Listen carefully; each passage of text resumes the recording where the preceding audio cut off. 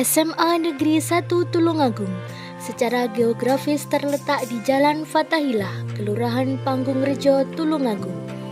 Berdiri berdasarkan SK Bupati nomor 188-738-013-2013 sebagai pusat penyelenggara pendidikan SMA Negeri 1 Tulungagung berkomitmen mewujudkan pembelajaran yang berpusat pada murid dan layanan terbaik menuju school well-being dengan menanamkan budaya positif. Ing ngarsa sung tulodo, ing madya mangun karso, tutwuri handayani. Di depan seorang guru harus mampu memberikan teladan, di tengah seorang guru harus mampu membangun prakarsa, ide serta gagasan, dan di belakang seorang guru harus mampu memberikan dorongan kepada murid untuk bergerak maju. Membangun budaya positif penting dilakukan demi mewujudkan pembelajaran yang berpihak kepada murid, sehingga murid belajar dengan aman, nyaman, dan menyenangkan. Penerapan budaya positif dimulai dari pembiasaan kegiatan, baik pada level pendidik maupun murid. Meningkatkan budaya positif pada lingkungan guru dilakukan melalui kegiatan berbagi praktik baik pada forum diskusi praktisi. Pada tataran murid, budaya positif dibangun melalui pembiasaan senyum, sapa, salam, sopan, dan santun. Sesuai dengan visi sekolah, pembiasaan 5S. Belajar disiplin dan menghargai diri sendiri adalah nilai karakter yang ingin dibentuk di SMAN 1 Tulungagung melalui tindakan dan pengalaman lahir batin menuju budaya positif murid. Dalam rangka menguatkan budaya positif di SMAN 1 Tulungagung, maka perlu diadakan kegiatan 1. Pembentukan keyakinan kelas. 2. Workshop pelaksanaan budaya positif di sekolah. 3. Melakukan coaching kepada rekan pendidik dalam melakukan restitusi. Kegiatan awal: mendiskusikan rencana aksi kepada kepala sekolah. Pembentukan keyakinan kelas. Murid menuliskan nilai kebaikan yang ingin diraih saat mengikuti pembelajaran di kelas.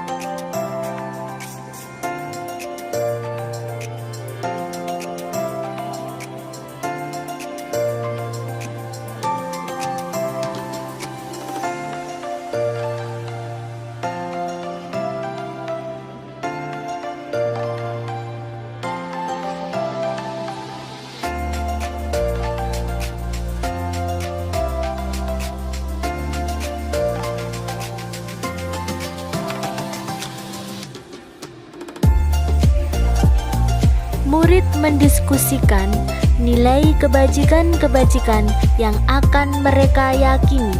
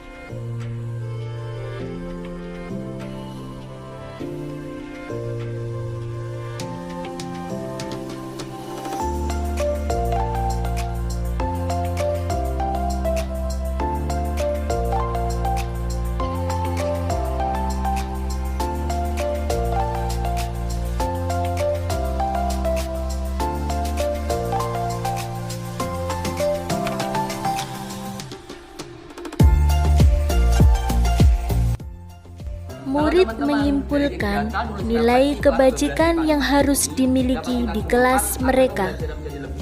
Yang pertama, kita harus disiplin waktu. Yang kedua, menyelesaikan tugas dengan baik. Yang ketiga, menghargai orang lain. Dan paling penting, tidak saling membuli satu sama lain. Gimana? Teman-teman sepakat? Workshop pelaksanaan budaya positif di SMAN 1 Tulungagung.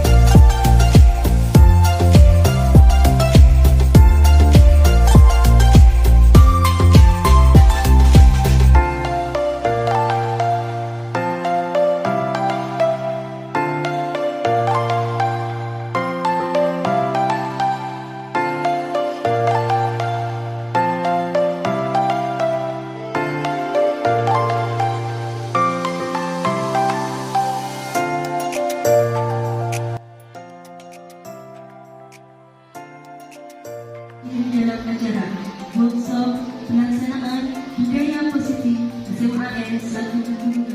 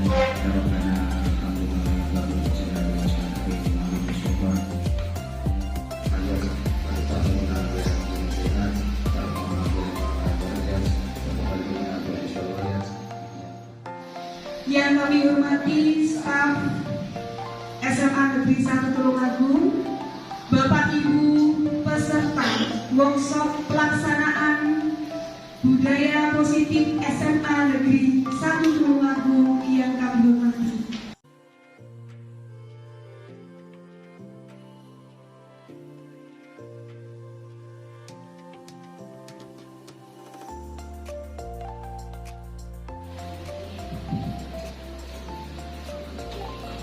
Bismillahirrahmanirrahim. Assalamualaikum warahmatullahi wabarakatuh.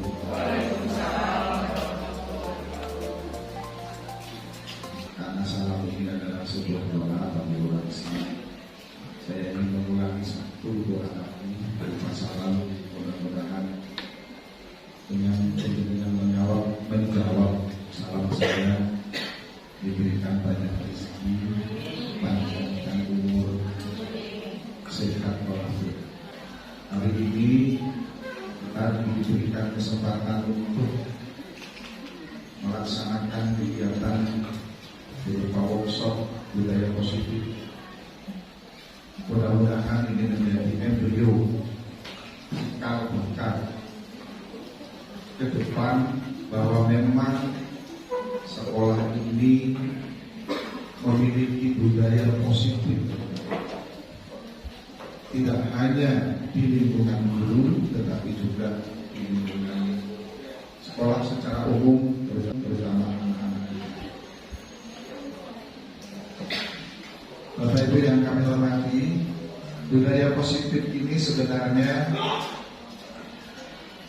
bukan sesuatu yang baru, tetapi karena mungkin sudah terkubur cukup lama, sehingga kita membuka lagi nilai-nilai positif yang pernah disampaikan oleh Bapak Pendidikan kita bernama Ki Hajar Dewantara. Ada 3 filosofi pendidikan yang disampaikan oleh beliau. Mungkin panjenengan pasti sudah hafal. Saya saja yang notabene bukan asli Tulungagung hafal. Yang pertama adalah Ingarso Tulodo. Yang kedua, Ingmat Yo Mangun Karso. Yang ketiga adalah tuturi handayani. Nah, tuturi handayani ini menjadi simbol pendidikan. Ya, tuturi handayani. Tetapi sebagai guru tentu kita harusnya menjadi ingarso, karena simbol ingarso sungguh itu melekat pada seorang pendidik. Betapa luar biasanya kita ini diberi stempel bernama guru. Stempel itu luar biasa. Bahkan pernah kita menyanyikan lagu pahlawan tanpa tanda jasa. Ini tidak bisa dinilai dari yang namanya materi, Bapak Ibu sekalian. Kalau kita bicara idealismenya, nah, keteladanan ini menjadi hal yang penting. Baik itu sebagai pribadi, ya, saya pun menyadari saya masih sangat jauh dari sisi keteladanan. Baik keteladanan dalam dunia kerja, berkomunikasi dengan penjenengan. Justru karena keterbatasan ini saya ingin selalu memperbaiki diri. Posisi sebagai kepala sekolah itu sekarang saya diposisikan sebagai orang tua. Betapa beratnya orang tua itu ketika berhadapan dengan anak-anaknya yang memiliki tingkat kecerdasan bahkan lebih tinggi dari orang tua. Maka yang dibutuhkan adalah sekarang itu keteladanan, sekalian. Nah, keteladanan itu sebenarnya apakah itu sesuatu yang baru? Sebenarnya saya mengutip. It's time to begin the fourth lesson.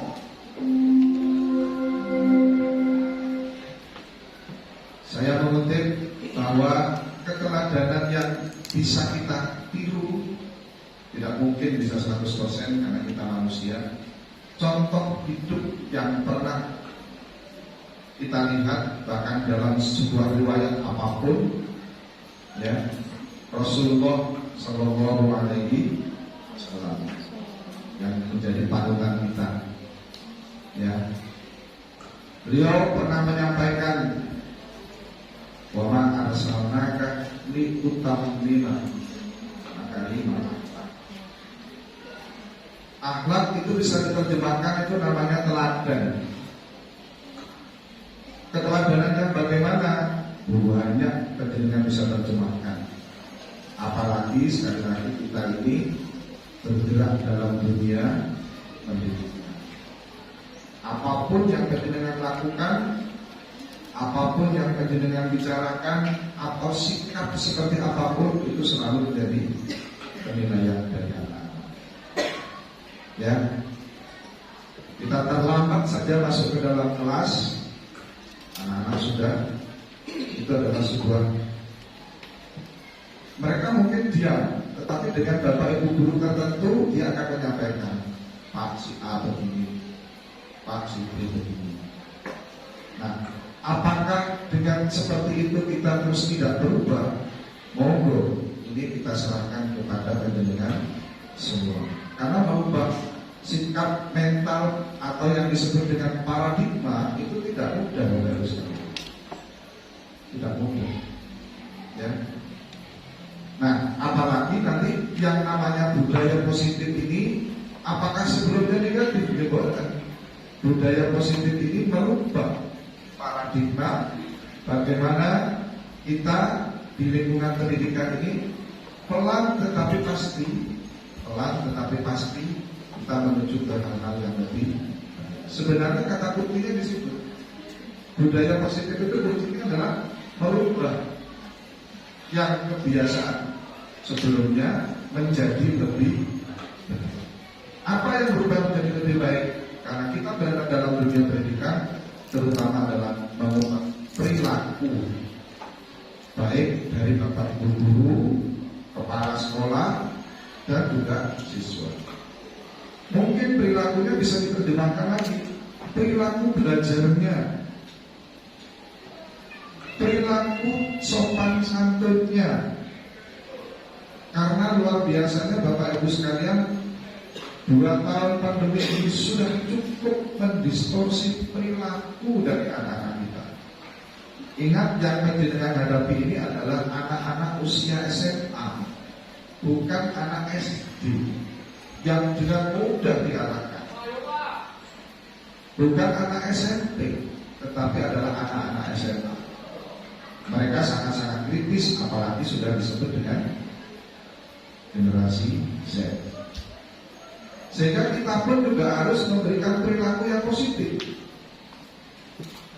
Entah itu 1 kalimat atau 2 kalimat yang penjenengan sampaikan, atau perilaku yang positif yang penjenengan tunjukkan pada mereka, saya punya keyakinan mereka juga akan bisa dengan mudah berubah. Harus kita mulai dari diri kita sendiri. Ya, harus kita mulai dari kita sendiri. Makanya disebut dengan ingarso. Berarti yang di depan ini, siapa yang di depan? Masuk kepala sekolahnya, Bapak Ibu guru, itu dalam kehidupan. Kita harus memberikan contoh yang. Nah, itu barangkali budaya positif yang harus pelan-pelan kita harus lakukan di sekolah ini. Menurut saya bahasanya Tulungagung itu juga luar biasa, Bapak Ibu sekalian. Ingat, Tulungagung ini menjadi senter peradaban. Kenapa saya katakan senter peradaban? Ada prasastinya di Tulungagung itu bernama Wajah Kensis. Ini kan manusia purba tetapi sudah memiliki peradaban. Jadi orang Tulungagung itu sudah tua lebih dulu secara peradabannya. Sehingga penjenengan ini sudah menjadi manusia yang memiliki peradaban yang lebih tinggi dibanding dengan daerah-daerah yang lain. Makanya di daerah Tulungagung itu luar biasa banyak.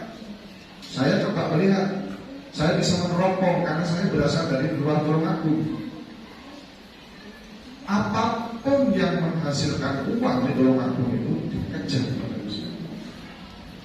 Ya, saya masih ingat dulu Tulungagung itu adalah daerah rawa. Rawa itu tidak menghasilkan apa-apa.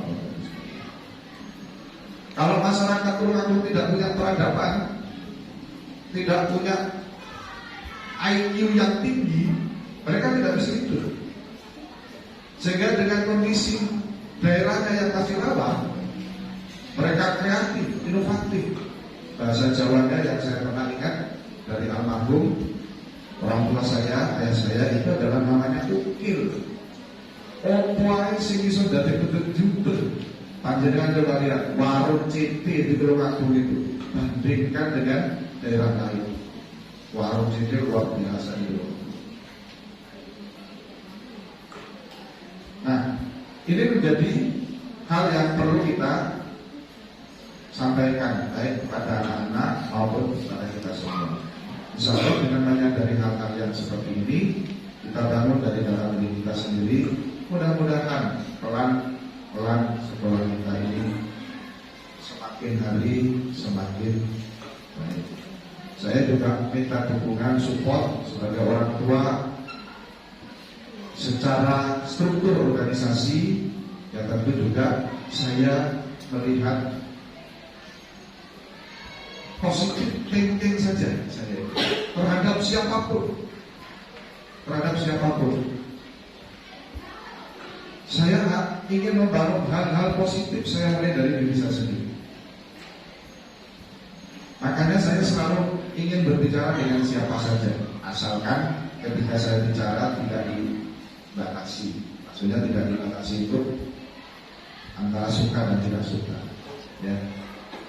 Kalau komunikasi antar teman, antar guru, antar kepala sekolah ini bisa berjalan dengan baik, barangkali ini adalah salah satu pintu bahwa sekolah ini akan menjadi sekolah yang berbudaya positif.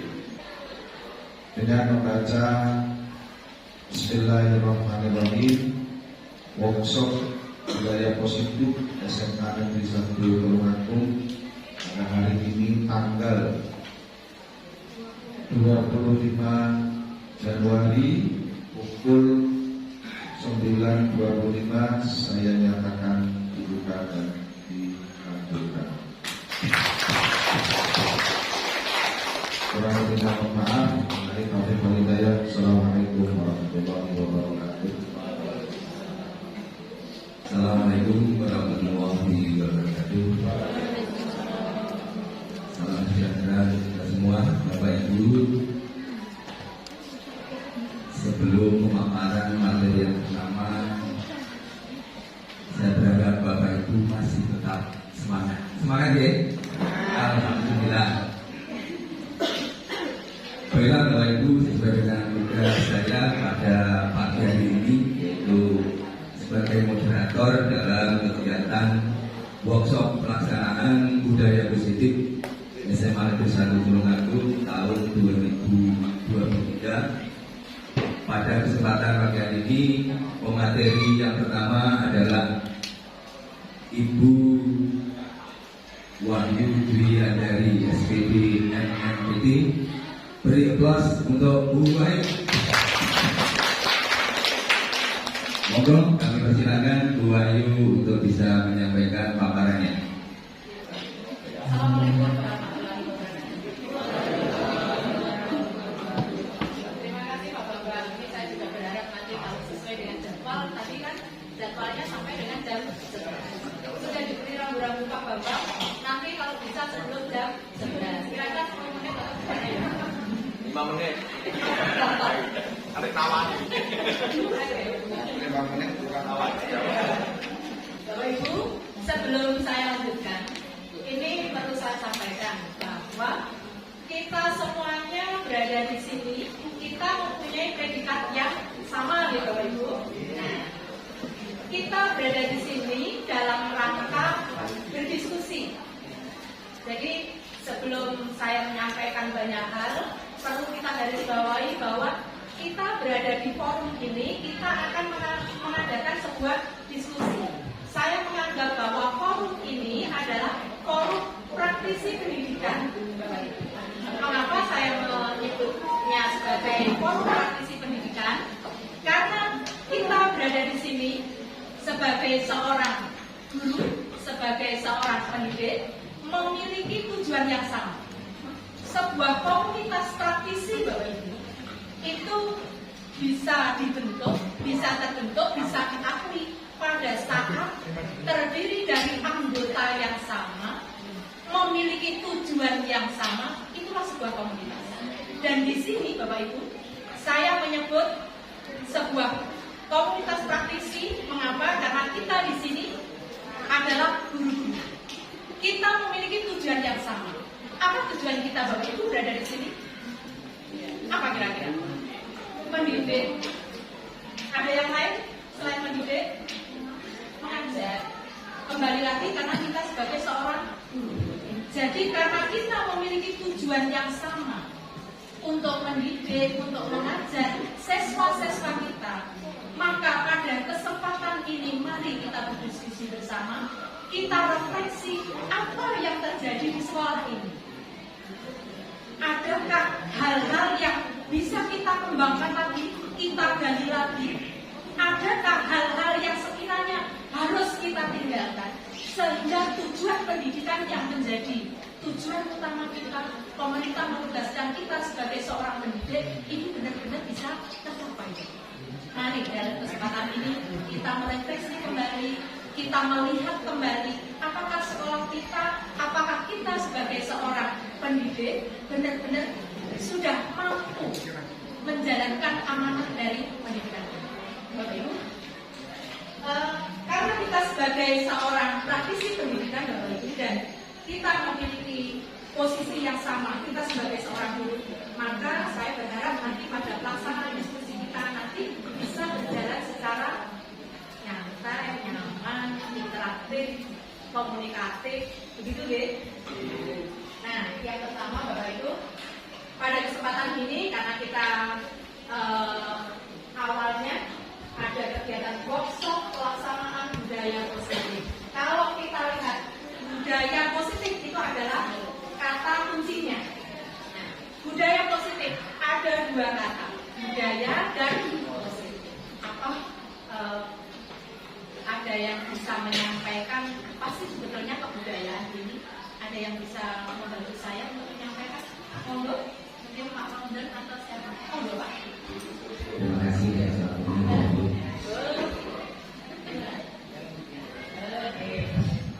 mohon maaf kami mencoba menjawab, nanti kalau salah mohon diluruskan. Terus ada dua kata, budaya dan politik. Budaya itu adalah sesuatu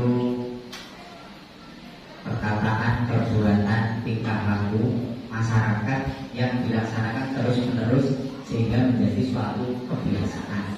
Baik itu komunitas di lingkungan sekolah, masyarakat, lingkungan dan sebagainya.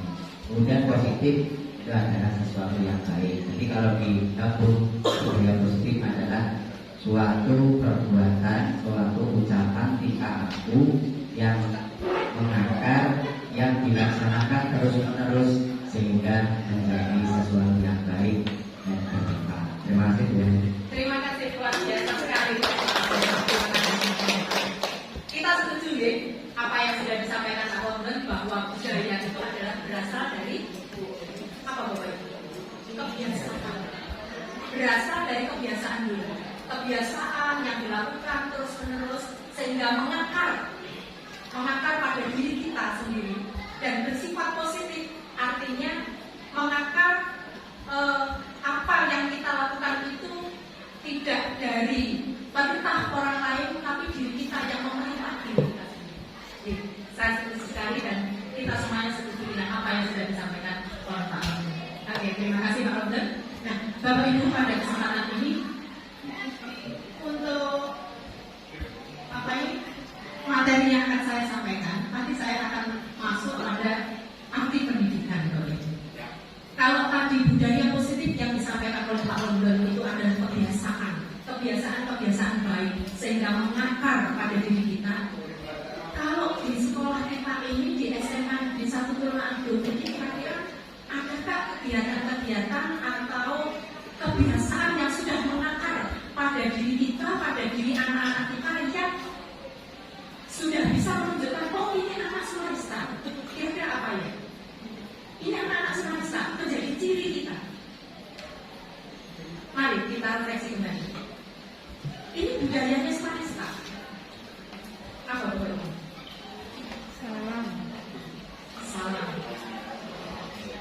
Salam.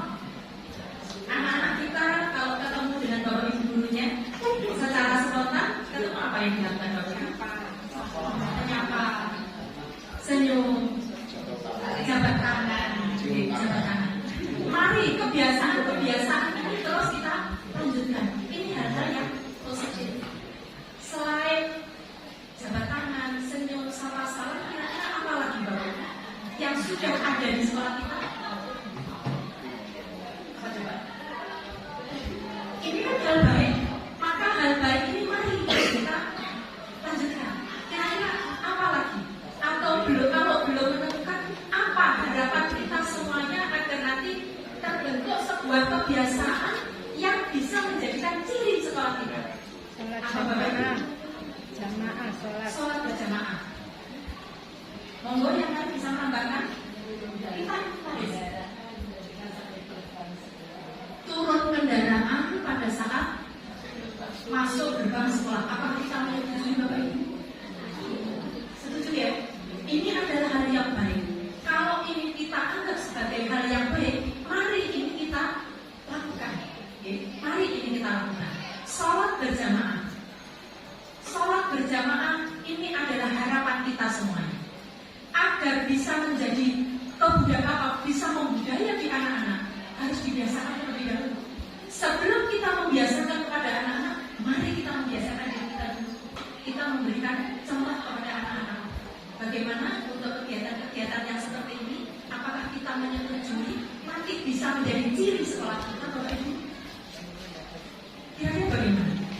Ini dianggap hal yang baik atau hal yang memberatkan?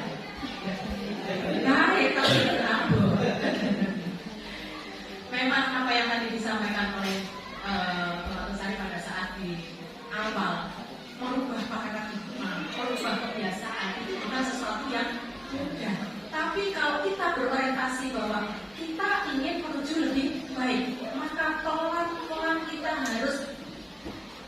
mengajari, melatih diri kita sendiri untuk menuju perubahan yang lebih baik. Nah, Bapak Ibu, kita sebagai seorang guru,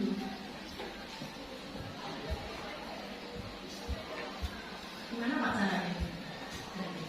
Oh, di situ.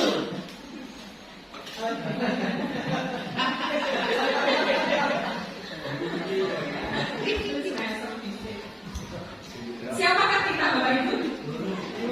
Guru. Siapakah kita, Bapak Ibu? Guru. Kalau kita sebagai seorang guru, apa tugas kita, Bapak Ibu? Apa tugas kita? Mendidik dan mengajar. Kapan kita melaksanakan tugas ini, Bapak Ibu? Setiap hari, setiap saat. Ada yang lain? Di sekolah. Berarti ada dua jawaban ya. Setiap hari, setiap saat ada yang di sekolah. Memang kita ditugaskan di sekolah ini. Kalau penugasan dari pemerintah kan memang mulai jam kerja jam 7 sampai dengan jam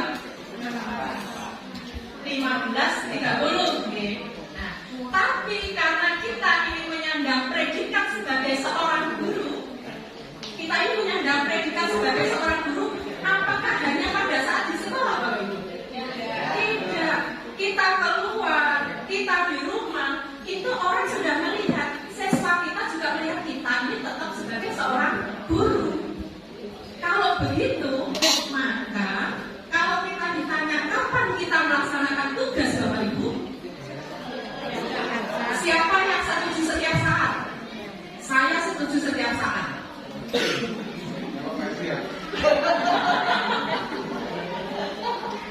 Mengapa? Kita setiap saat.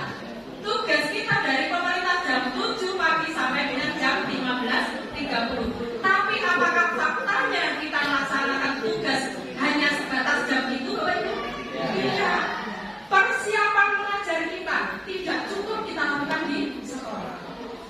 Kita memang di sekolah ini, di sekolah itu dalam rangka kita bertatap muka dengan siswa, langsung mendidik mengajar mereka. Tapi persiapan penilaian lebih banyak kita lakukan di bahkan anak-anak itu kadang kalau dulu pada saat pembelajaran daring, sekarang masih ada beberapa.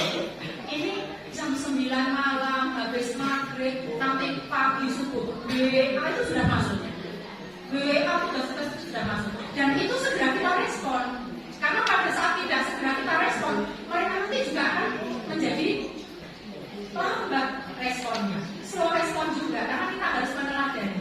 Jadi, berangkat dari sini, maka saya setuju kalau tugas kita ini sebagai seorang guru, kita melaksanakan tugas sebagai seorang guru ini adalah setiap saat 24 jam. 24 jam. 24.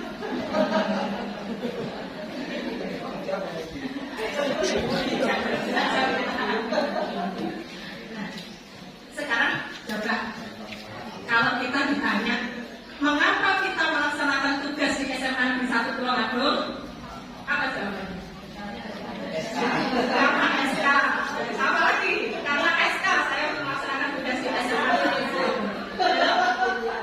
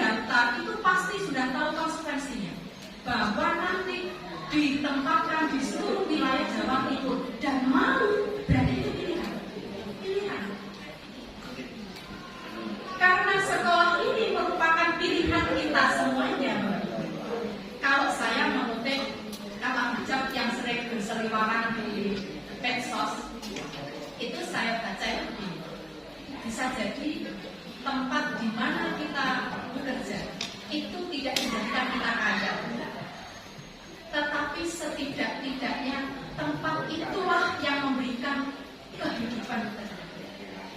Di tempat inilah Bapak Ibu di SMA Negeri 1 Tulungagung ini setidak-tidaknya sudah memberikan kehidupan terhadap kita, terhadap keluarga.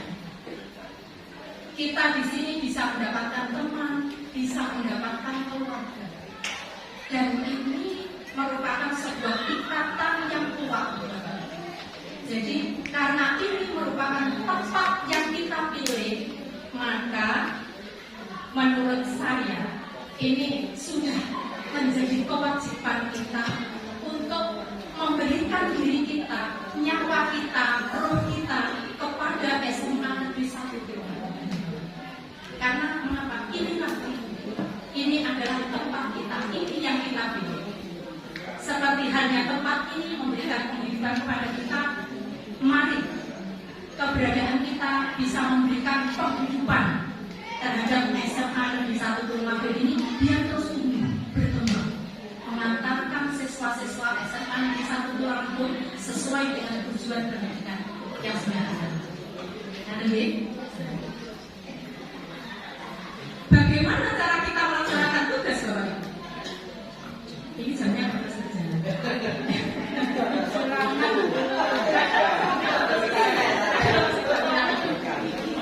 Bagaimana cara kita melaksanakan tugas, Bapak Ibu?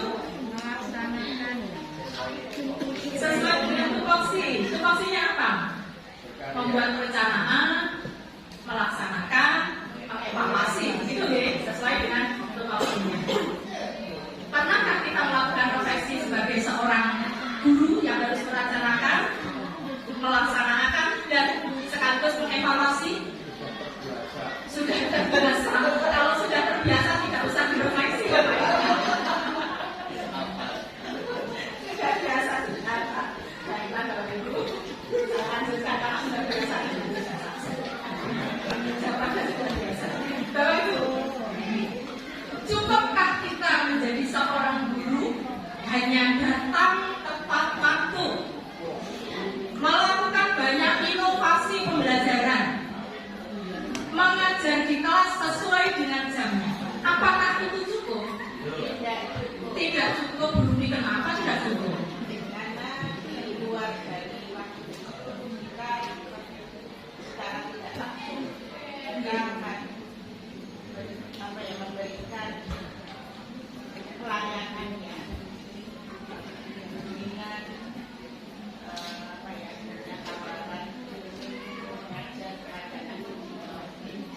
berarti tidak cukup kita itu di sini hanya sebatas datang tepat waktu, berinovasi, mengajar, tetapi banyak hal yang lain yang harus kita lakukan, yang itu adalah melekat sebagai tugas kita, melekat pada tugas kita sebagai seorang melayani siswa ini.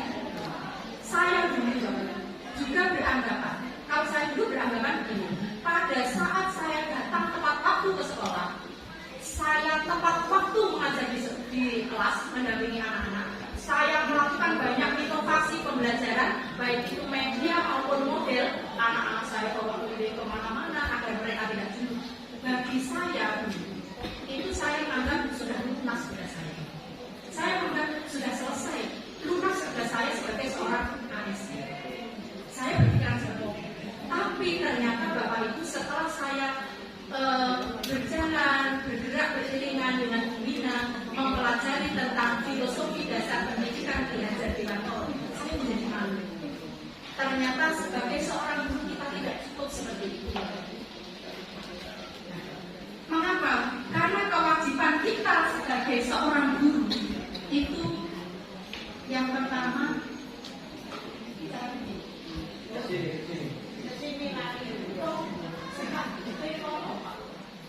maksud saya dulu ini saya jawab ya Pak. Aku sebenarnya ada loh Pak, saya mau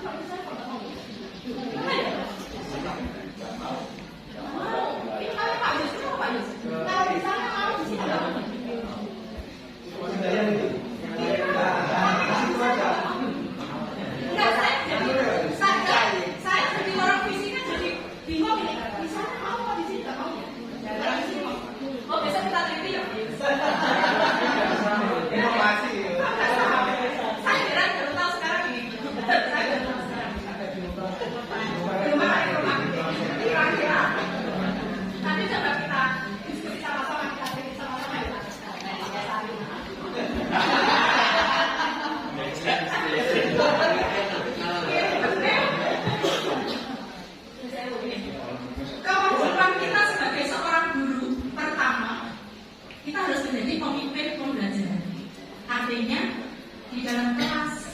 luar kelas, kita menjadi pemimpin pembelajaran yang baik.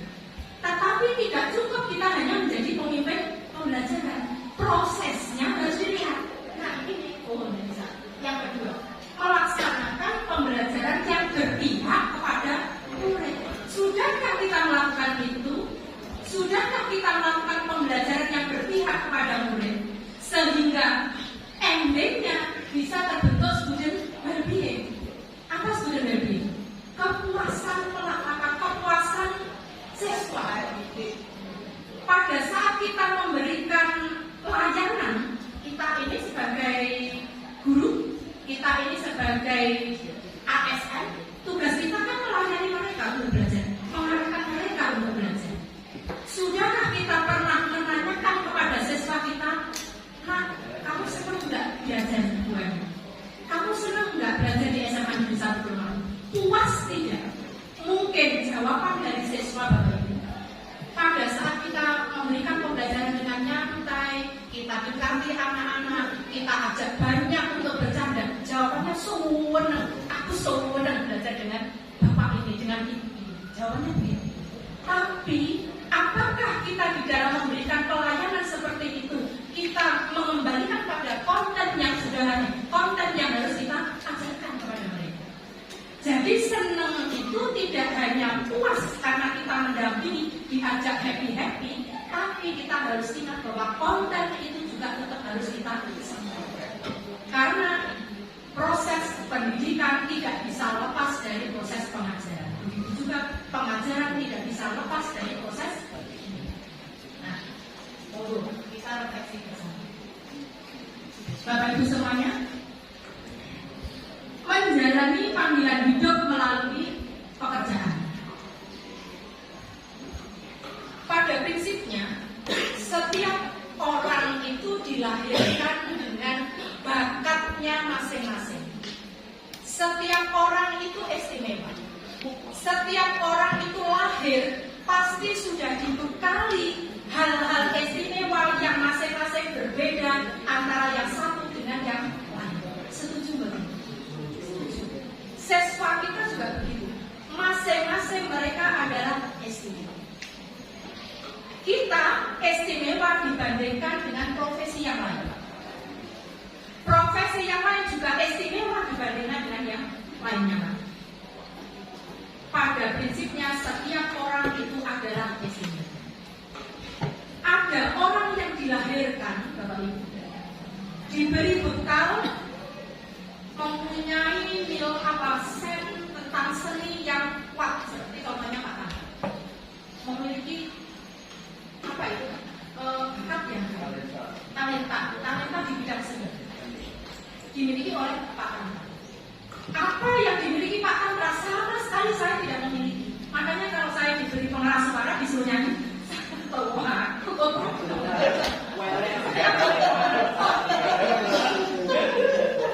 bagi saya kalau ada acara wajib nyanyi sama wajib militer itu saya pilih wajib militer.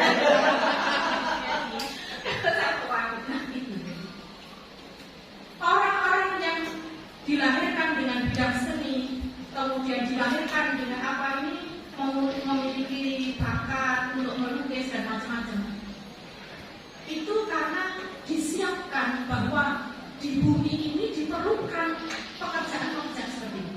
Contohnya ada desain. Nah, di situ juga ada fotonya Pak Bud. Siapa Pak Bud? Pak Bud. Karena tadi pagi sudah saya telepon. Kalau kita tahu saya tampilkan di SMA Negeri 1 Tulungagung. Jawabannya video. Bapak Ibu, kemampuan apa yang harus dimiliki? Bakat apa yang sudah diberikan yang kuasa kepada beliau ini? Kemampuan untuk berbicara di depan public speaking-nya bisa jadi. Kemampuan untuk mengingat banyak pasal-pasal yang bisa jadi orang lain tidak memiliki. Dan beliau mendalami dalam apa? Menggeluti bidang hukum. Nah, ada juga Bapak Ibu orang yang memang dari lahir itu sudah dibekali rasa kasih sayang yang tulus, tidak mengerti istilahnya tatap dengan goresan, dengan muka, dengan sayatan, orang-orang seperti ini akan nanti eksis bisa menjalani hidupnya dengan baik pada saat menggeluti pada bidang kesehatan. Nah, sekarang kita sebagai seorang guru, kira-kira bekal apa yang sudah kita miliki? Mari kita lihat. Menjadi seorang guru kita adalah panggilan. Ini panggilan kita menjadi seorang guru. Kenapa? Karena kita menjadi seorang guru, kita sudah dibekali oleh rasa kasih sayang, dibekali oleh rasa suka berbagi. Makanya tadi kalau ada putri bawa tewa pendem, ya udah bagi semuanya. Makanya tadi bagi semuanya. Apa? Bunga-bunga kalau kaki bawa pisang rebus, bagi semuanya. Yang belakang bawa cilok, bagi semuanya. Kita suka berbagi. Tidak semua orang harus suka berbagi. Tapi saya lihat di sini ini banyak teman-teman yang ada di sini itu saya bisa menyimpulkan suka berbagi. Kalau tidak percaya coba misalkan ada teman yang mau pinjam pulpen, saya yakin tidak mungkin kalau tidak dipinjami pada saat ada. Saya yakin kita punya rasa percaya diri. Kita mampu berdiri di depan kelas itu karena kita percaya diri. Kita bisa mampu berbagi karena kita percaya diri. Kita punya rasa disiplin. Nyatanya setiap pagi kita bisa tetap berada di dalam kelas karena rasa disiplin. Kita tidak pilih kasih. Kita melihatnya mereka anak. Kalau di sini saya agak pilih kasih, belum saya. Ada yang lebih kan? Lebih apa posisi? Lebih bukan lebih istimewa, mungkin kelebihan berat badan. Lebih berat. Ini Bapak Ibu. Jadi kita ini menjadi seorang guru adalah panggilan. Pada saat kita harus menjalani profesi menjadi seorang guru dan kita belum memiliki banyak hal yang dibutuhkan, kira-kira apa yang harus kita lakukan? Kita harus bergerak menyesuaikan diri. Mengapa kita harus bergerak menyesuaikan diri? Kalau tidak, kita akan terlindas. Zaman terus bergerak, dunia terus berputar. Betul sekali, dunia terus berputar. Pada saat kita tidak mau berubah, kita tetap berada pada pikiran kita, terkungkung pada pikiran kita, maka kita akan tergilas. Seleksi alam yang akan berbicara, hilang dengan sendiri. Apakah untuk berubah itu selalu dari hal yang sudah kita lakukan kemudian kita menjemput hal yang baru Bapak Ibu? Berubah bisa jadi pertama menguatkan hal positif yang sudah pernah kita lakukan, kita kuatkan lagi, atau hal-hal negatif yang kemarin belum kita lakukan, mari kita lakukan. Sekali lagi, apa tujuannya? Karena kita sebagai seorang guru yang sudah memiliki kompetensi, sudah memiliki komitmen, kita akan melaksanakan tugas. Bagaimana caranya kita berubah? Melaksanakan tugas guru sesuai dengan filosofi dasar pendidikan nasional. Nah, ternyata pembukaan saya sudah 30 menit. Ini pembukaannya dan sekarang saya mau masuk ke itu. Kita harus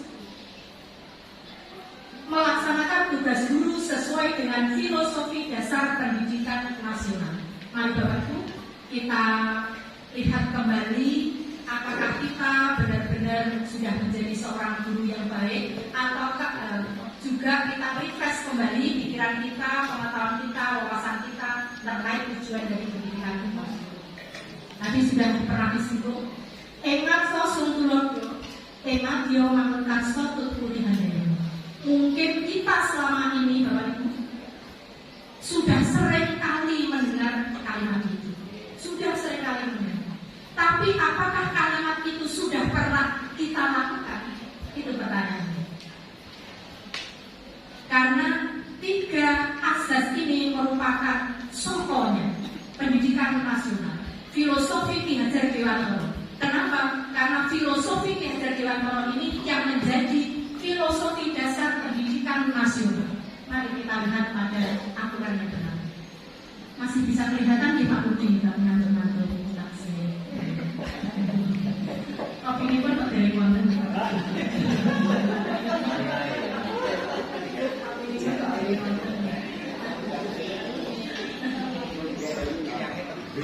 Ini Bapak Ibu, coba kita lihat kembali. Pada bab 1 pasal 1 Undang-Undang Nomor 20 Tahun 2003 tentang Sisdiknas, kita sering sekali mendengar ini. Tapi kadang-kadang kita tidak tahu apa yang ada di dalamnya. Atau kita pada saat membaca menerima SK itu biasanya sudah kita terima aja. Pernahkah kita melihat di SK bagian depan itu ada apa namanya Pak? Konsiderannya. Pernahkah kita baca? Itu harusnya kita baca. Kalau kita baca kita tahu betul pada saat menjalankan tugas ini harus seperti apa. Biasanya nggak sempat, tapi kalau baca WA sempat. Baca WA sempat.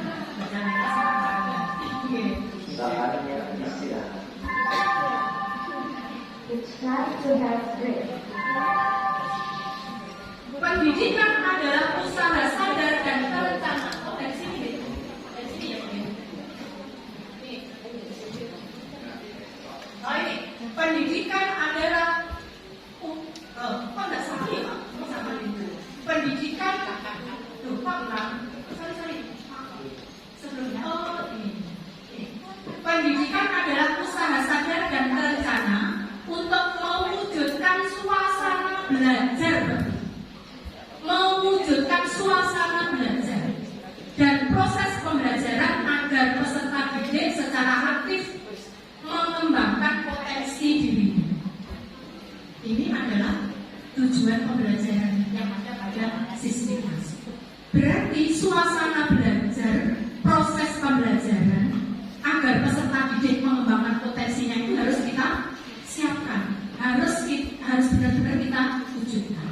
Nah, pada standar proses di situ dijelaskan bahwa pelaksanaan pembelajaran itu diselenggarakan dalam suasana yang interaktif, inspiratif, menyenangkan. Ini harusnya bukan pada saat kita masuk kelas siswa kita menantang karena ada rasa takut. Bukan pada saat kita masuk kelas karena enjoy sampai enjoy ini bodoh turu naik bumi. Karena kita tidak bisa mengelola. Jadi pada saat kita berada di kelas maka suasana belajar interaktif, inspiratif, menyenangkan itu harus kita bentuk. Memberikan ruang yang cukup bagi prakarsa. Memberikan ruang yang cukup bagi prakarsa. Di situ saya tulis ini kalau kita kembalikan pada filosofi dasar Ki Hajar Dewantara tadi, memberikan ruang yang cukup. Kira-kira sesuai dengan yang mana? Dengan asas yang mana? Sesuai yang mana? Memberi ruang yang cukup bagi prakarsa. Emak sosok tulodo, emak dia mangungkar suatu turi hadanya. Yang mana? Emak dia mangungkar so. Pada saat kita berada di tengah-tengah siswa, itu kita harus mampu menumbuhkan ide dan prakarsanya. Tidak hanya pada saat kita berada di kelas bersama dengan siswa, anak-anak itu hanya kita berikan informasi, mereka hanya mencatat. Tapi ide kreatifnya tidak muncul. Ini tugas kita. Pelaksanaan pembelajaran dilakukan oleh pendidik dengan memberikan keteladanan. Berarti sesuai dengan engat sosok tulung. Memberikan pendampingan. Apa Bapak Ibu? Tupuri handalnya. Jadi ini yang ingin saya tunjukkan pada Bapak Ibu semuanya, bahwa filosofi dasar Ki Hajar Dewantara itu memang benar-benar menjadi filosofi dasar pendidikan nasional. Nah, sekarang mari kita lihat, kalau filosofi dasar pendidikan Ki Hajar Dewantara itu benar-benar menjadi filosofi pendidikan nasional, berarti tugas kita adalah mengembalikan marwah pendidikan, mengembalikan marwah filosofi itu.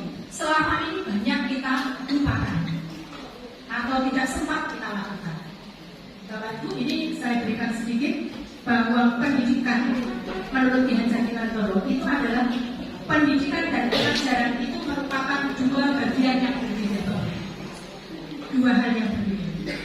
Pengajaran merupakan bagian dari pendidikan. Apakah betul pengajaran itu merupakan bagian dari pendidikan? Betul? Bagian atau memang itu sudah include dua-duanya, tidak bisa dipisah? Dua-duanya tidak bisa dipisah. Jadi antara pendidikan dan pengajaran itu ibarat dua sisi mata uang berbeda, tetapi tidak bisa dipisah. Kemana-mana selalu romantis dari ada di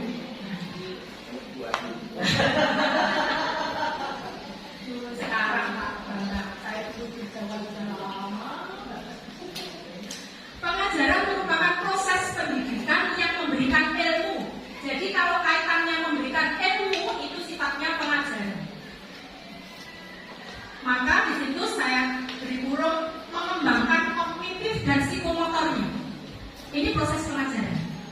Memberikan keterampilan, proses pengajaran. Sedangkan pendidikan ini adalah tuntunan. Nah ini yang tadi sudah disampaikan oleh Bu Hana, memberikan gambaran di awal sedikit tuntunan. Tuntunan terhadap segala kodrat yang dimiliki. Tadi yang saya sampaikan, kodrat kita berbeda. Masing-masing personal itu memiliki kodrat yang berbeda agar mampu mencapai keselamatan dan kebahagiaan. Maksudnya mencapai keselamatan dan kebahagiaan. Pada saat kita sudah memiliki laku baik, siswa-siswa ini sudah memiliki karakter yang baik, dibekali dengan karakter-karakter yang berkualitas yang bernilai positif, maka anak itu nanti akan mampu membedakan hal yang baik dan hal yang kurang. Pada saat sudah mampu membedakan hal yang baik dan hal yang kurang baik, maka kebahagiaan akan mereka jemput. Beda pada saat belum mampu membedakan yang baik dan tidak baik. Bukan kebahagiaan yang akan mereka jemput, tetapi apa kira-kira? Kesengsaraan yang akan mereka jemput pada kehidupannya nanti. Nah, artinya proses pendidikan ini adalah proses menguatkan karakter, afektif sistem. Mari kita lanjutkan pendidikan yang menuntun. Tadi sudah disampaikan bagaimana pengibaratannya. Saya tadi baru menyampaikan itu tentang pendidikan ini diibaratkan oleh persemaian benih-benih kebudayaan. Menyemai itu apa sih? Menyebar bodong korong. Jadi kan langsung kalimatnya. Saya selalu ingat menyebar bodong korong, sabar korong seperti kita yang bersabar. Saya sudah mau mengganggu waktu. Menyemai benih-benih kebudayaan berarti menyebar benih-benih kebudayaan. Inilah pendidikan. Kalau tadi kebudayaan itu adalah kebiasaan-kebiasaan baik, maka pada proses pendidikan ini adalah menyebar benih-benih kebaikan itu, menyebar nilai-nilai kebajikan, nilai kebajikan yang berlaku secara umum, secara universal istilahnya. Apa itu? Nilai kebajikan yang diakui secara umum, contohnya suka membantu.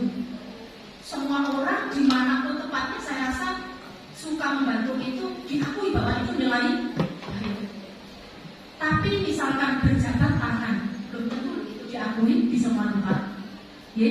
Masing-masing tempat, masing-masing instansi ini memiliki nilai kebajikan sendiri-sendiri. Kita sebagai dinas instansi pendidikan pada saat ini, maka nilai kebajikan yang harus kita tanamkan kepada siswa mengarah pada apa itu? Profil pelajar Pancasila yang memiliki 6 dimensi. Apa saja? Saya sudah terlupa.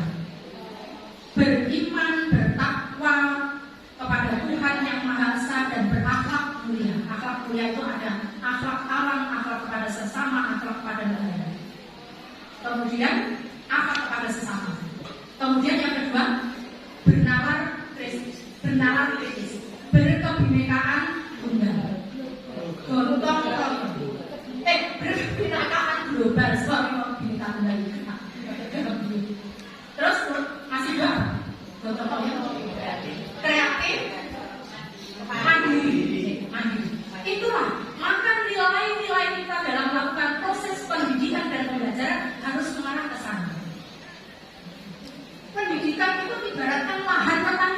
tadi sudah dikatakan, ini lahan pertanian loh ini. Sekolah sebagai lahan pertanian, maka tugas kita sebagai seorang guru, sebagai seorang pendidik, apa yang harus kita lakukan? Menggemburkan lahannya. Lahannya harus digemburkan. Pada saat ditanami benih-benih kebudayaan ini, biar bisa berkembang dengan baik, dengan subur. Pada saat anak-anak belajar di sini, semua karakternya, semua kemampuannya bisa tumbuh dengan subur. Itu adalah tugas kita. Bagaimana cara kita menyuburkan lahannya bagaimana? Kalau kita implementasikan pada diri kita, ya kita harus tahu perencanaannya seperti apa. Sebagai seorang guru, kita harus paham benar. Waktu istirahat akan berakhir dalam 5 menit. The break time will be ended in 5 minutes. Kita harus paham benar bagaimana kita menyusun perencanaan pembelajaran. Kita harus tahu benar bagaimana tidak hanya caranya, tapi mengimplementasikan proses pembelajaran. Kita harus tahu bisa membuat media pembelajaran yang dibutuhkan anak-anak untuk belajar. Itulah lahan. Karena di sini ini adalah lahan. Pendidik adalah petani yang bertugas merawat tanaman. Kalau kita ibaratnya siswa tanaman, kita ini adalah petaninya, Bapak. Tugas kita itu merawat mereka. Tugas kita hanya merawat petani. Tapi bedanya dengan petani, kita itu tidak panen langsung. Kita tidak memanen secara langsung. Yang memanen siapa? Anak-anak sendiri, bukan kita sebagai guru. Jadi kita itu hanya menuntun, mengarahkan agar mereka tahu ini hal baik, ini hal yang bukan baik. Itu pertama yang harus kita lakukan. Setelah anak tahu ini hal baik, ini hal kurang baik, maka terkait dengan keilmuan itu nanti bisa mengalir dengan mudah. Tapi pada saat anak belum bisa membedakan mana yang baik, mana yang kurang baik, mau kita ajar seperti apa, mau kita berikan materi seperti apa, tidak akan ada yang bisa mengatasi. Itu tugas kita. Murid adalah jenis tanaman yang memiliki kekhasan sendiri. Mereka khas, mereka memiliki bakat sendiri-sendiri. Pada saat kita menanam padi, apakah ini bisa kita perlakukan sama dengan kita menanam pohon jati? Tidak bisa. Umurnya berbeda. Padi membutuhkan banyak air. Pohon jati tidak membutuhkan banyak air. Pada saat pohon jati di awal itu kita kasih banyak air, mati. Padi pada saat tidak kita beri air, mati. Jadi kita sebagai seorang guru itu harus tahu, paham benar siswa kita itu yang dibutuhkan apa. Di kelas memang kita tugasnya mengajar, tapi Bapak Ibu, siswa yang ada di kelas itu kebutuhannya juga berbeda. Ada yang kebutuhannya itu skala prioritas, waktunya yang harus didahulukan. Ada yang kesini itu waktunya sudah baik, diberi bekal yang baik dari rumah, dari lingkungannya, tinggal menerima materi. Ada. Jadi setiap anak itu berbeda dan kita harus melakukan yang berbeda. Itu. Pendidikan adalah proses yang menuntun. Setiap anak memiliki kodrat alam dan kodrat zaman yang berbeda. Kodrat alam, kekuatan potensi alamnya melekat pada diri masing-masing individu. Contoh tadi, kodrat alam itu bakat kita berbeda, minat kita berbeda, itu kodrat alam. Kita hidup di Tulungagung, ada juga orang yang dilahirkan di kutub misalnya. Ini memiliki kodrat alam yang berbeda, cara pengakuannya berbeda.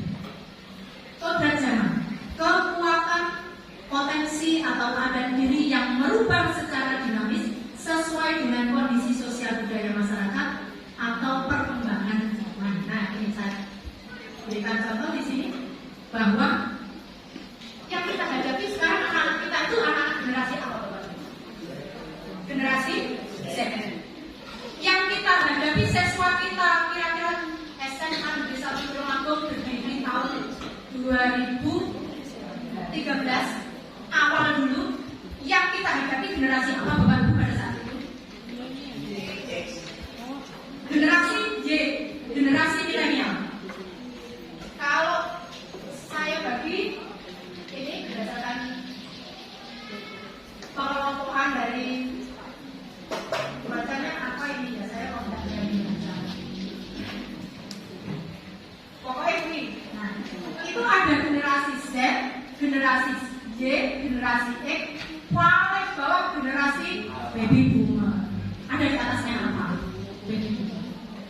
Ini kira-kira yang masuk di generasi baby boomer ini siapa ya? Generasinya siapa? Pak. Generasinya Pak.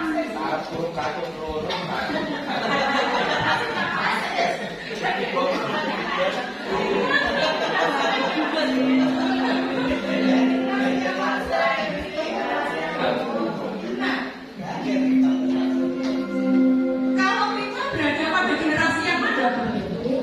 Nah, kalau saya mungkin terus yang ada di sini berupi, masuk di mana berupi? Generasi mana berupi kita? Itu Bu Ayu. X ya? Generasi X ya? X.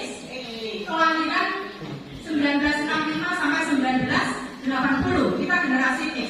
Sudah beda generasi kita dengan Pak Sis. Kita dengan Bu Yeni, dengan Bu Fan, dengan Bu Dina, dengan Pak Rongga, kita sudah beda generasi lagi. Generasinya sudah masuk ke generasi Y. Yang kita hadapi adalah generasi Z. Bayangkan, beda generasi sekian. Kalau saya Pak Sis tidak segera menyesuaikan diri, cara mengajar rumah sare bocah-bocah sekolah kudune zaman kubiyen. Berpikir yang terstruktur. Biasanya mungkin protokol. Kalau anak sekarang kita bawa seperti itu nggak bisa, Bapak Ibu. Anak-anak kita itu adalah anak-anak generasi Z. Apa cirinya mereka? Generasi Z itu apa cirinya?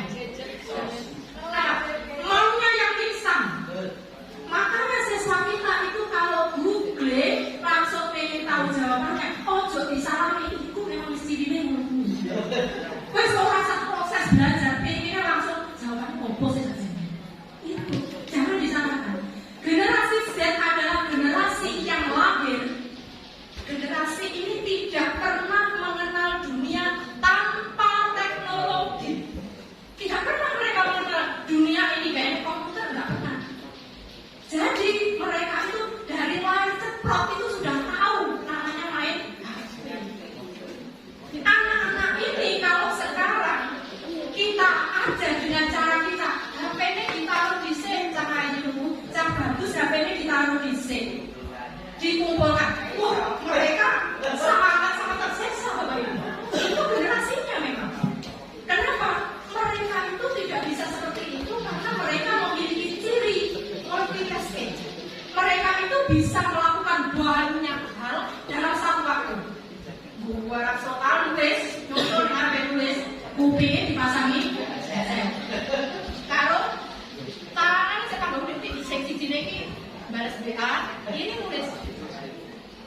Kalau misalkan sama makan, makan, ini nulis, kupingnya dikasih lagu. Ini ciri mereka. Mereka bisa mengerjakan banyak hal dalam satu waktu. Tugas kita sebagai seorang guru, kita arahkan kemampuannya mereka. Jangan melakukan banyak hal dalam satu waktu itu untuk kegiatan yang sifatnya negatif. Tapi kita arahkan pada kegiatan yang positif. Contoh, garap soal, kira-kira apa ya? Yang ada positif. Analisa dulu. Ini kita sambil berpikir, kita kira-kira kalau anak punya kemampuan seperti itu, cara arahkannya ke hal yang positif gimana? Angel. Kita intinya harus memberikan banyak pekerjaan kepada mereka yang sekiranya anak itu bisa dikerjakan banyak waktu. Terima kasih kepada kita lanjutkan lagi Bapak Ibu dan sedikit saya sampaikan nanti dari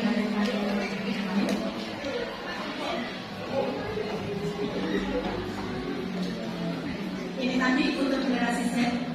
Mereka adalah mahir teknologi, suka berkomunikasi secara maya.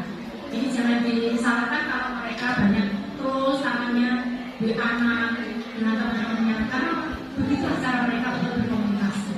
Suka mengumbar privasi. Nah ini yang harus kita lakukan perbandingan. Ini anak sekarang itu kalau dulu orang itu mungkin anak-anak ya mau menyampaikan misalkan yang bersifat privasi itu apa ya? Misalkan pacaran. Kalau dulu mau menyampaikan atau dipublish itu malu. Tapi kalau sekarang, jadi ada yang penting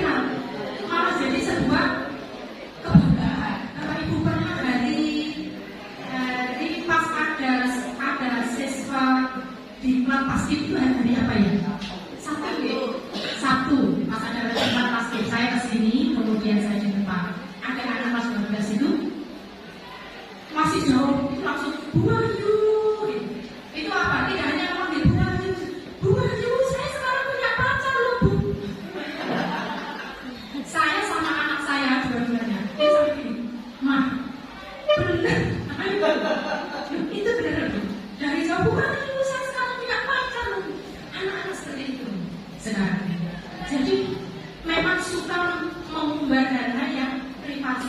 Mereka pengen eksis. Itu sifat mereka, dan tugas kita mengarahkan, menuntun, menunjukkan hal yang baik dan hal yang kurang. Mana etika dan mana yang kurang beretika. Itu tugas kita. Kita lanjutkan.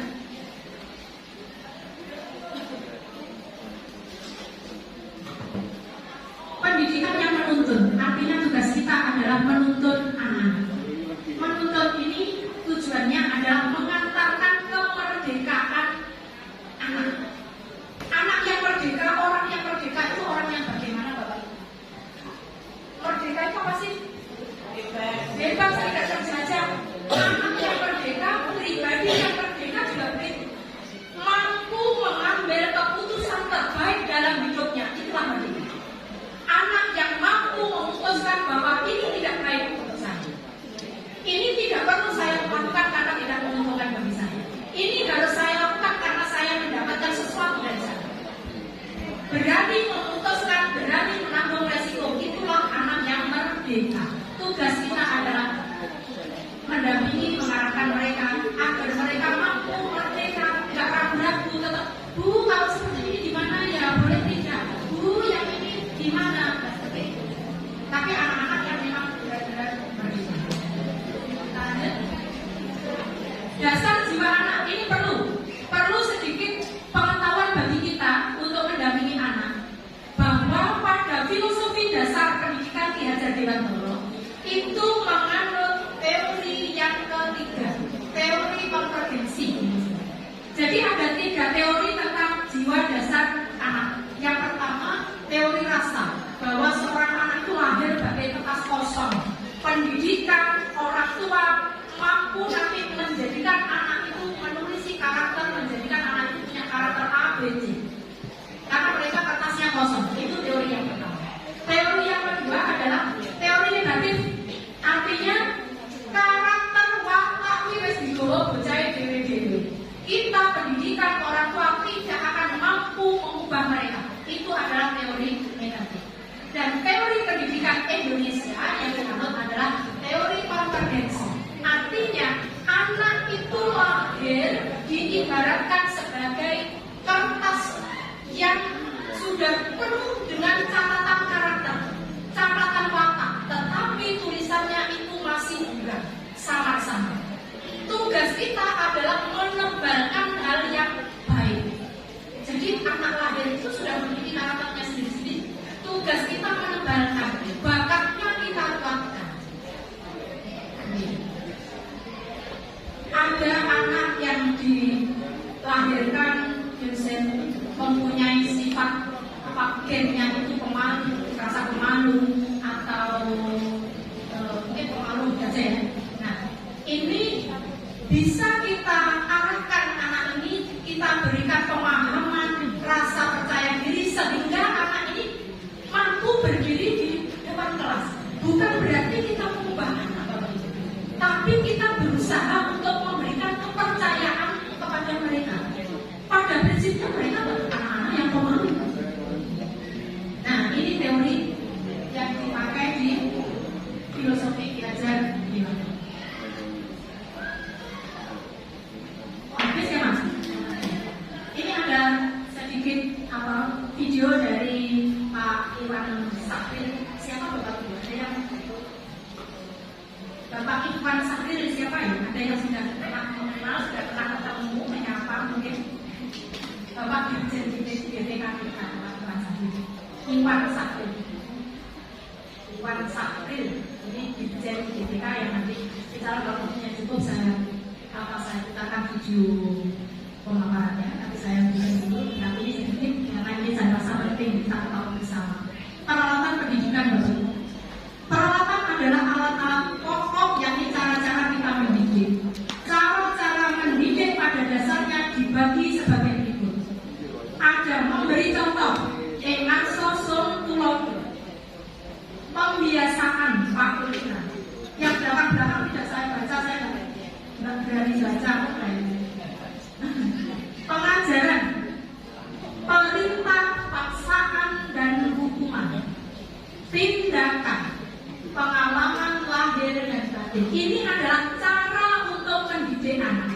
Ini adalah alat yang bisa kita gunakan untuk mendidik anak.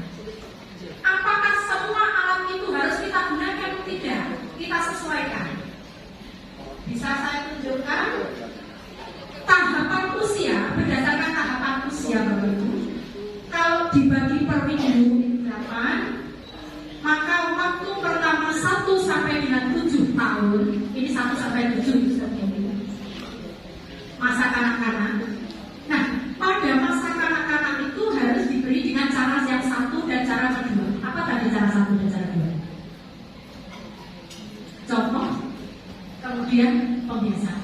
Kita biasakan anak-anak di usia SD kelas 1 itu cara-cara seperti ini. Diberi pembiasaan, kita beri contoh. Waktu yang kedua 7 sampai 14 tahun. Masa yang kedua, caranya cara yang ketiga. Apa tadi cara yang ketiga?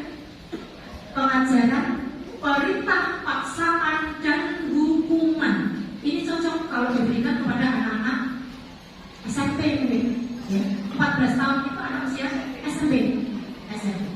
Nah, untuk usia 14 dan 21 tahun, berarti siswa kita kan 15 sampai 16, 17, 18 rata-rata itu adalah cara yang ke-5 dan ke-6. Tindakan, pengalaman lahir, kita ajak berbicara, berdiskusi. Tapi apakah ini bisa tanpa kita berikan tadi perintah, hukuman, paksaan? Bolehkah kita melakukan di sini? Bagaimana Bapak Ibu, ada yang berpendapat? Bolehkah kita memberikan paksaan, perintah, hukuman pada anak-anak level SMA? Pasti ini ada dua pendapat. Pak Rondan tidak boleh. Ada yang setuju dengan Pak Rondan bahwa hukuman paksaan tidak boleh dilakukan di sini? Boleh. Boleh. Ada yang boleh dan ada yang tidak boleh. Pasti memiliki alasan sendiri-sendiri. Kalau Buma, kenapa Bu? Boleh. Kayak terlambat gitu kan ya harus dikasih hukuman. Kita bicara ini dalam teks yang krusial kita hadapi ya. Kayak itu taktik itu ya. Kalau terlambat kan harus dikasih hukuman. Kalau tidak ya seperti itu aja. Makanya sekarang ada kemajuan mungkin suruh bersih-bersih itu kan dihukuman.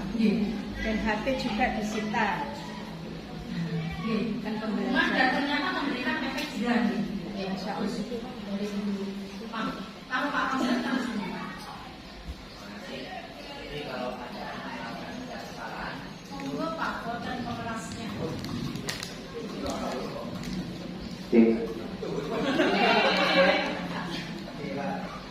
Terima kasih atas waktunya. Jadi siswa-siswi kita itu sudah usia 14 sampai 21, ini mereka kalau melakukan misalnya suatu kesalahan tidak harus dihukum, tapi diberikan wawasan, diberikan peringatan bahwasanya itu tidak baik dan diberi nasihat dan jangan dilakukan lagi atau jangan diulangi kembali. Karena mereka sudah bisa diajak komunikasi, insya Allah kalau mereka itu punya karakter dan insya Allah bisa Terima kasih Pak Rom. Bapak Ibu coba. Kira-kira kalau diterapkan ini, monggo, Bu Selvi. Anak-anak luar, tolong Pak, saya mau jelasan. Tidak apa-apa. Isi, monggo. Jadi menurut saya nggak boleh dulu. Karena sekarang kan sama gadget ya. Kalau hukuman itu lebih ke mempermalukan dirinya. Jadi kalau dengan sistem hukuman yang sekarang itu sebenarnya tidak boleh, harus diganti dengan konstitusi dengan cara konsekuensi diri. Jadi ketika dia melakukan kesalahan harus bertanggung jawab dengan apa yang dilakukan. Karena sekarang ini hukuman itu benar-benar tidak sesuai dengan apa yang dilakukan. Jatuhnya mempermalukan diri anak, apalagi di usia-usia SMA. Terima kasih Bu Vivi.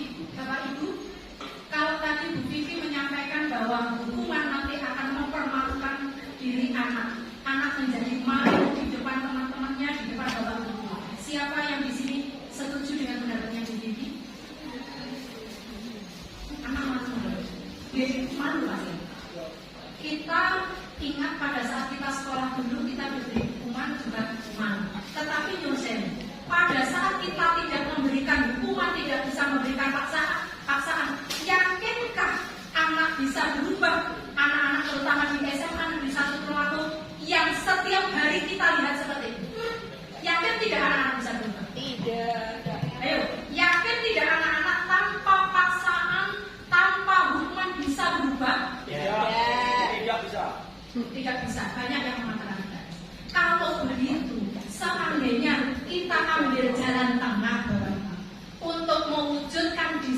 disiplin pada siswa itu harus ada hukuman, harus ada paksaan. Itu karena mereka masa hukumannya, masa paksaannya biar SMP kurang dowo dia apa dari dia. Berarti hukumannya kita perpanjang di masa SMA ini dengan catatan caranya memberikan hukuman dengan cara tidak mempermalukan mereka. Bagaimana caranya? Face to face. Kita tanya, kalau ada kesalahan, maka konsekuensi apa yang harus kamu ambil untuk memaksa menghukum dirimu sendiri agar kamu tahu bahwa ini salah. Setelah itu anak diajak komunikasi, ben terus apik dan dimediasi. Kalau kita buat cara seperti itu bagaimana? Saya kira-kira setuju apa mungkin? Ini mungkin apa yang kita diskusikan di sini menjadi bahan referensi teman-teman kita yang berada di Tantep. Teman-teman yang berada di Tantep itu luar biasa berat banget. Langsung harus berhadapan dengan siswa dengan karakter yang macam-macam. Hari ini menyampaikan sesuk ada aturan yang diubah meneh. Hari ini harus menyampaikan sesuk orang bocah.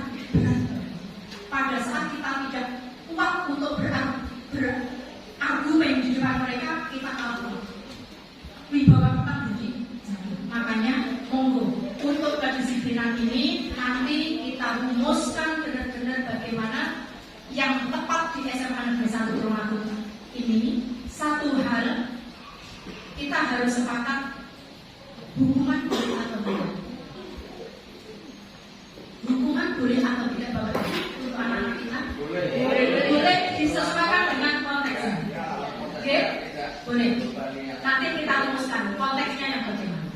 Hasil dari beberapa evaluasi dari hukuman yang hari ini saya evaluasi, anak jika mendekati jam 7 sudah tahu larinya minta ampun daripada dihukum. Ini hasil yang ini tadi. Jadi dari tempat sepedanya lari gitu. Jadi menunjukkan bahwa kegiatan teman-teman praktik sudah ada jera di anak-anak. Ini harus dilanjutkan. Terima kasih, saya setuju sekali. Jadi hukuman yang sifatnya mendidik, bukan hukuman fisik yang sifatnya nanti melemahkan mereka, bukan hukuman fisik yang menjadikan mereka malu. Kemarin saya ingat pada saat saya masih berada di luar karena harus mengerjakan sesuatu di dalam mobil, kemudian ada anak yang terlambat sama guru tadi diberi kertas, kemudian mau menulis surat pernyataan. Saya dengar dari anak-anak itu pada saat tulis itu adalah surat pernyataan untuk memilih hukuman yang akan dia dapatkan. Saya rasa ini adalah satu cara yang lebih bijak. Anak biarkan memilih hukumannya untuk mendisiplinkan. Setelah itu baru kita berikan pemahaman, kita ajak untuk berbicara. Istilahnya kita beri restitusi, nanti akan disampaikan oleh Bu Gina di sesi berikutnya. Jadi yang pertama, hukuman boleh, harus tahu konteksnya. Kemudian yang kedua, karena usia anak-anak itu usia di kelompok ketiga, maka pola yang harus kita kuatkan Bapak Ibu itu adalah cara yang keempat dan kelima dari tindakan pengalaman lahir dan batin.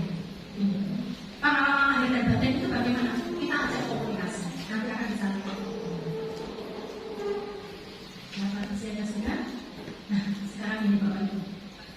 Ini penting. Bila di sekolah ini Bapak Ibu tidak ada peraturan yang mengharuskan guru datang tepat waktu dan tidak ada surat teguran bagi guru yang datang terlambat dan tidak ada atasan yang memuji kita pada saat kita datang tepat waktu. Apakah kita akan tetap datang tepat waktu untuk mengajar siswa kita di dalam kelas? Ya, Bu Lili ya. Mengapa Bu Lili bisa menjawab iya Bu Lili? Belajar untuk menjadi seorang guru yang ikhlas. Belajar menjadi seorang guru yang ikhlas. Nilai yang ingin dicapai oleh Bu Lili adalah nilai diri saya menjadi ikhlas. Saya ingin ikhlas melaksanakan tugas. Yang lain monggo. Bu Rumi monggo. ambilkan dari hati nurani kita untuk bisa mendampingi dan membimbing serta mengantarkan anak-anak kita supaya menjadi generasi penerus bangsa yang betul-betul. Terima kasih Bu Rupi. Berarti antara Bu Lili, Bu Rupi, dan saya yakin semua teman yang ada di sini memiliki motivasi yang memang tumbuh dari dalam hatinya sendiri, tidak terikat oleh orang lain, tidak terikat oleh aturan. Inilah Bapak Ibu yang kita sebut dengan disiplin positif. Inilah dari disiplin positif, dari nilai-nilai positif itu kalau terus kita kembangkan nanti akan menjadi budaya positif. Semoga hal-hal positif yang bisa kita lakukan, jadi kita bisa melakukan hal positif karena motivasi yang berangkat dari diri kita, motivasi internal, bukan motivasi eksternal. Mungkin kalau anak tadi bisa disiplin karena motivasinya bukan. Itu sifatnya masih disiplin eksternal. Ada pihak luar yang menjadikan harus ada campur tangan pihak luar agar mereka bisa disiplin. Ini masih belum masuk ke disiplin positif, belum masuk pada budaya positif. Nah, kita monggo setelah ini, saya rasa semuanya memiliki kesepakatan bahwa kita berada di sini SMA Negeri 1 Tulungagung sebagai tempat kita mengajar, sebagai tempat kita untuk menjalankan tugas, untuk mencari nafkah, untuk menafkahi anak-anak kita agar mereka semuanya nanti bisa meraih cita-citanya, bisa membanggakan kita sebagai orang tua, bisa membanggakan guru-gurunya. Monggo sekarang kita melakukan refleksi diri. Di sekolah ini kita mengajar, kita berikan nyawa kita berikan tenaga kita, bahwa kita harus menjalankan tugas kita sebagai seorang guru. Motivasinya adalah motivasi dalam diri kita sendiri, bukan karena orang lain. Nanti gitu. Saya rasa ini yang bisa saya sampaikan. Mungkin ada yang ditanyakan sebelum saya tutup. Nyun sewu, ini materi berikutnya ada Bu Kamia dan sedikit lagi. Monggo ada Bapak Ibu nyun sewu, ini tadi ada titipan untuk mengisi berkenan mengisi kertas ini menjawab pertanyaan yang ada di depan. Disampaikan secara apa namanya? Kalau tidak ada yang ditanyakan, ada betul. Kalau tidak ada yang ditanyakan lagi, rasanya kurang bijak kalau saya harus berpanjang lebar lagi. Ternyata saya benar-benar lupa di depan ini sudah berbicara, lupa dengan waktu. Saya akhiri dulu. Terima kasih atas berkenan Bapak Ibu semuanya hadir di sini. Kita bisa melakukan sharing positif. Inilah budaya positif yang ada di SMA Negeri 1 Tulungagung yang akan terus kita budaya kebiasaan-kebiasaan baik, berdiskusi, menjawab tantangan-tantangan yang ada di sekolah ini demi kemajuan sekolah kita. Dengan perkembangan yang ada, yang itu kita coba untuk mendisiplinkan anak-anak kita, mendisiplinkan diri kita masing-masing sebagai panutan di SMA ini. Mudah-mudahan dengan apa yang disampaikan Bu Ayu tadi menjadi cabut, khususnya kita semua sebagai guru menjadi teladan untuk anak-anak kita. Demikian tadi Bapak Ibu, di jam 11 kurang 15 menit. Nanti waktunya sampai jam 11. Mungkin dengan jawaban Bapak Ibu yang sudah diberikan nanti bisa mengisi waktu sampai jam 11, atau mungkin nanti sesuai dengan pembawa acara barangkali untuk menyingkat waktu akan lebih baik untuk materi berikutnya nanti akan disampaikan lebih cepat. Saya kira saya selaku moderator pada pemaparan materi yang pertama saya kiri. Assalamualaikum warahmatullahi wabarakatuh.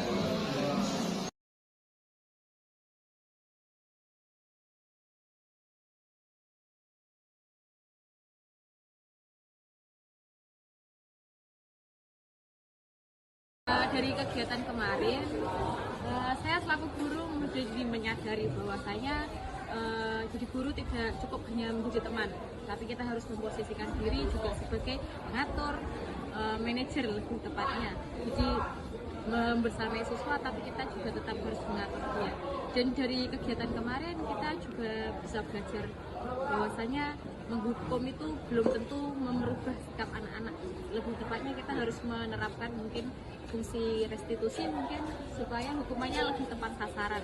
Jadi kita tidak memberikan dampak negatif mungkin ke anak-anak, tidak mempermalukan mereka melalui hukuman, tapi lebih tepatnya memberikan mereka hukuman sih, restitusi, yaitu konsekuensi atas apa yang sudah mereka lakukan, sehingga hukuman mungkin membuat mereka jera, bukan mempermalukan diri mereka. Guru-guru lebih bisa menempatkan diri dengan baik, bisa menjadi teman yang baik, bisa menjadi manajer yang baik, dan tentunya menjadikan sekolah ini lebih baik. Dengan adanya kegiatan foto 1 hari terkait dengan masalah pembudayaan perilaku positif, itu ternyata membawa dampak yang positif juga, di mana Bapak Ibu guru punya kepedulian yang lebih kepada anak-anak dalam menjalankan kebiasaan-kebiasaan positif yang ini saja akan menumbuhkan karakter yang lebih baik, di mana siswa yang mungkin sebelumnya sering tidak tertib, berlaku kurang sopan pada Bapak Ibu guru dan etika, namun dengan adanya pembiasaan hal-hal yang positif ini sangat jelas terasa hal itu bisa diterapkan dan menjadikan sekolah kita ini lebih baik dari sebelumnya. Terima kasih.